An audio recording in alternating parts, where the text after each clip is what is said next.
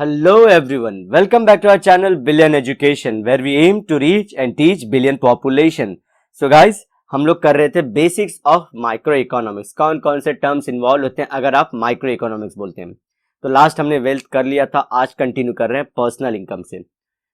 ठीक है, तो ये हो गया हमारा, सॉरी पीआई भी हो गया है और पीडीआई भी हो गया है. तो हमें नीचे वाले टर्म्स करने थे. You should know fixed income क्या होती है. The income which remains stable over a period of time, that is the rent and wages. जैसे आपकी सैलरी हो गई, जो पगार है और जो रेंट है वो जनरली सेम ही रहना. अल्टिल मतलब एक्सेप्शन इसमें रहता है कि अनटिल एंड अनलेस कोई जैसे नेचुरल अनडिजायर्ड, जैसे नेचुरल कोई भी अर्थक्वेक हो सकता है, वोल्केनिक एक्टिविटी हो सकती है, या कोई भी डिसरप्शन या टेररिज्म लाइक एक्टिविटी, और कोई भी जैसे कि अभी 2020 में हेल्थ हजार्ड आई है वैसी. तो वैसे सिचुएशन में अगर निकाल दे उन चीजों को तो जनरल इनकम फिक्स ही रहती है इन सोर्सों से. फ्लक्चुएटिंग इनकम क्या होती है. Income which is not fixed but keeps on changing. Example profit आपका ज्यादा है, कल कम हो सकता है. It can be positive, negative और जीरो ऑल्सो. ठीक है, पॉजिटिव निगेटिव कैसे. लास्ट टाइम 100 रुपए पे आपने 10 रुपया कमाया था, दैट इज अ 10%. ठीक है, अभी यहां से अभी नेक्स्ट टाइम आपने जो ग्रोथ कमाया, जो ग्रोथ आई सिर्फ 100 रुपए पे 5 रुपया, तो ये 5 रुपए कितना परसेंट हुआ, 5%. सो 10% के कंपेयर में 5% ये क्या हो गया, निगेटिव हो गया. ठीक है, इसलिए यहां पे लॉस नहीं बोला है.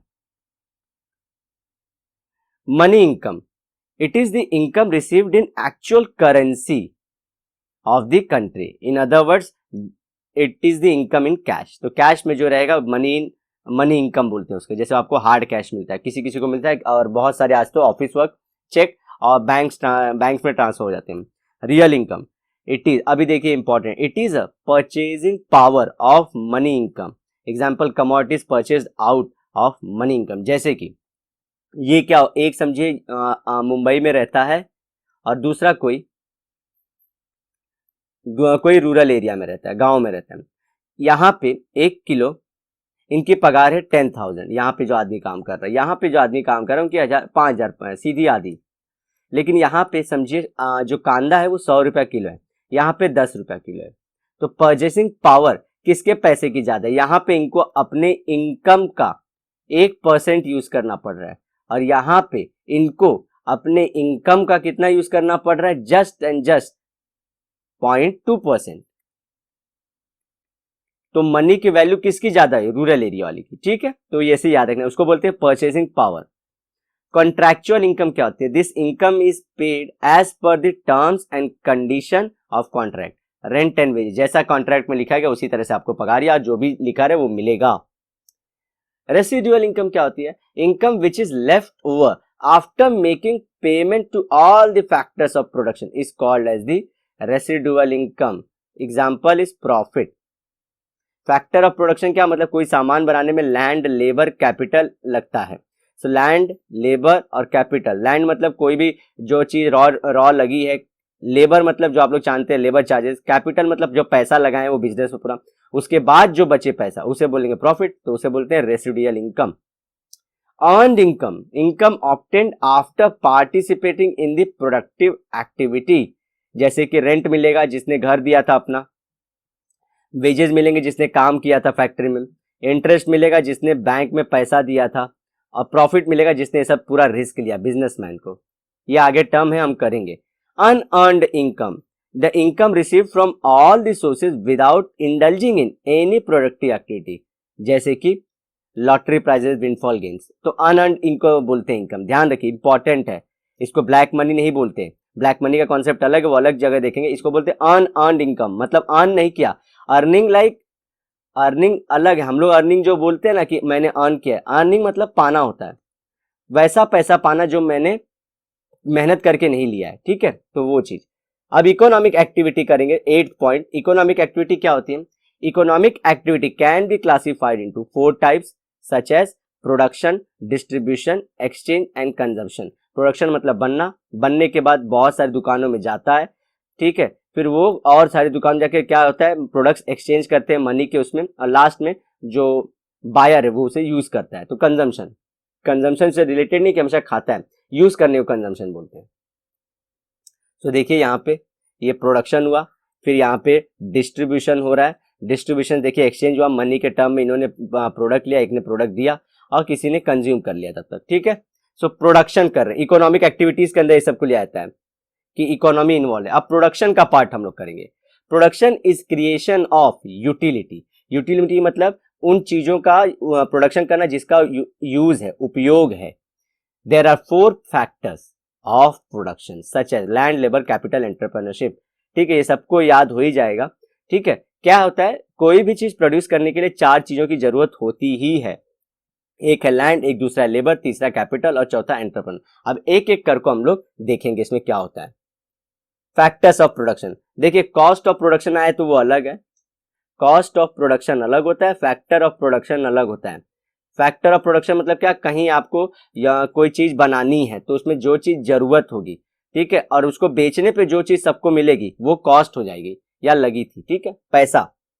अब land, land in economics is a wide term, सिर्फ लैंड मतलब जमीन का टुकड़ा नहीं लेना, यहाँ पे बहुत बड़ा टर्म है ये। It is a natural factor of production. Any natural resource that is available on the above or below the surface of the earth is called land in economics. For example, minerals which are found below the surface of the earth, soil, waters found on the surface of water, air, sunshine, wind found above the surface of water, and land earns rent in productive activity. तो क्या होता है, देखिए ये land क्या हो सकता है, कोई भी चीज धरती के नीचे, धरती पे या धरती के ऊपर कोई भी चीज जो मुझे चीज बनाए, जैसे मुझे मैगी बनाना है, मैगी बनाना, ठीक है, मैगी का प्रोडक्शन करना, तो मुझे आटा चाहिए, तो वीट जो मुझे जरूरत पड़ी है वो वीट मुझे रिसोर्स कहाँ से मिला, लैंड से मिला, तो वो मेरे लिए क्या हो जाएगा, लैंड है, क्या वो लैंड का पार्ट है, ठीक है। या तो किसी ने आपको समझिए जगह दे दी यूज करने के लिए, तो आप बेसिक वो जमीन को यूज कर रहे हो, तो वहां पे भी लैंड का टर्म सेम है। तो जो भी रॉ मटेरियल यूज होगा ना, रॉ मटेरियल या प्लेस ऑफ वर्किंग, उसे हम लोग कंसिडर करते हैं लैंड के अंदर। और लैंड के लिए अगर जो भी लैंड देता है, जैसे किसान अगर अपना लैंड दे दे कॉन्ट्रैक्ट पे, तो उसे क्या मिलेगा, पैसा मिलेगा, दैट पैसा विल बी रेंट। किसी ने अपना हाउस दे दिया है, वो मिलेगा रेंट। तो जो भी पैसा जहां पे लेगा, कोई एयर यूज कर रहा है तो सरकार को पैसा आता है, तो गवर्नमेंट गेट्स रेंट। जो भी प्रोडक्ट दे रहा है उसे पैसा मिलेगा, उसे बोलते हैं rent.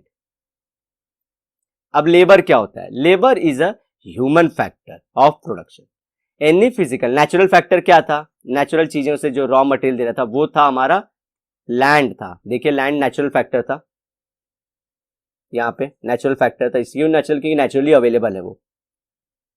Labour is a human factor. Any physical और मेंटल एफर्ट भी, देखिए सोचने का काम भी, undergone during the process of production to earn the reward of wages is called as the labour. Carpenter, accountant, engineer, तो कहीं पे भी दिमाग लगा या फिजिकली के, तो आपको क्या मिलेगी, पगार। तो जो भी लेबर रहेगा उसे वेज मिलता है, उसे रेंट नहीं मिलता। ध्यान रखना है कि काम करने पे क्या मिलता है, लेबर को काम करने पे वेज। जो लैंड देता है या लैंड से कुछ कोई दे रहा है कुछ भी, तो वो रेंट में आएगा। अब कैपिटल क्या होता है, कैपिटल टर्म क्या, पैसे से पैसा बनाना। Capital is produced means for further production. It is a man made factor, मतलब हमने तैयार किया। क्या होता है, देखिए मैं क्या करता हूं, मार्केट में 100 रुपए को लगाता हूं शेयर मार्केट में, मुझे मिलता है 1000 रुपया। तो ये मनी किसने बनाया, मैंने बनाया। शेयर मार्केट किसने बनाया, ह्यूमन ने बनाया। और ये सब प्रॉफिट किसने, ह्यूमन ने सब खाया पिया तो उससे बना। तो यहाँ पे 100 रुपए से 1000 रुपया बना, तो मनी से मनी बना, तो इसे बोलेंगे कैपिटल। इस 100 रुपए को कैपिटल बोलेंगे। man-made mode of production which earns reward in the form of interest. Example क्या हो जाएगा, मशीनरी, टेक्नोलॉजी, फैक्ट्री बिल्डिंग। तो यहाँ पे जो पैसा मिलता है उसे क्या बोलते हैं, इंटरेस्ट।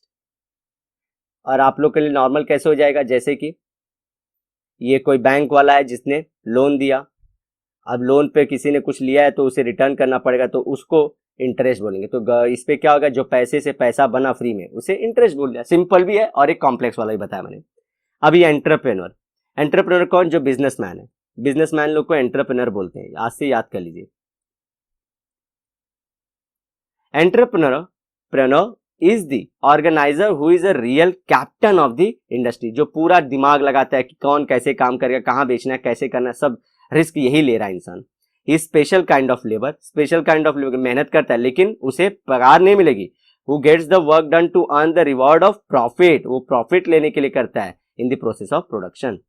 ठीक है, तो ये चीज हमारे हो गया। हमने देखा फैक्टर ऑफ प्रोडक्शन क्या होते हैं और उसके अपोजिट में कॉस्ट ऑफ प्रोडक्शन भी देख लिया।